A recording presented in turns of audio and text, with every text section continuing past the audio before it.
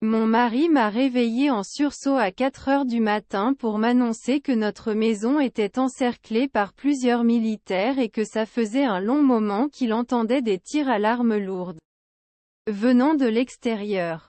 J'ai réalisé qu'un échange de tirs furieux avait éclaté avec nos vaillants gardes. Les assaillants ont réussi à pénétrer dans notre parcelle, tirant sans relâche sur tout ce qui bougeait. Dans leur fureur, ils ont abattu 2 de nos gardes. Un de nos hommes a tout de même réussi à neutraliser l'un des leurs, mais cela n'a fait qu'attiser leur violence. Ils ont même introduit un drone pour repérer nos positions avant de lancer leur assaut.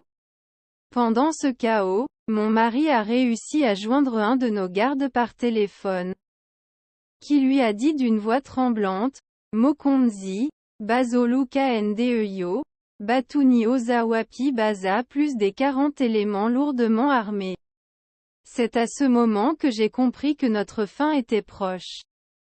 Les tirs se sont intensifiés dehors, transformant notre maison en un véritable champ de bataille. Pendant près d'1 heure, mon mari et moi sommes restés seuls à l'intérieur, entourés par l'horreur. Le renfort est finalement arrivé à 5 heures, mettant fin à notre calvaire. Ils nous ont informé qu'après l'assaut chez nous, les assaillants s'étaient dirigés vers le palais de la Nation. Le Seigneur nous a sauvés d'une attaque meurtrière où mon mari était la cible principale. En sortant de la maison, j'ai découvert avec effroi que notre parcelle ressemblait à un champ de tir. Des centaines de douilles jonchaient le sol, et les murs étaient criblés d'impacts de balles. Le Seigneur nous a véritablement protégés, car nous n'avions aucune chance de nous en sortir vivants.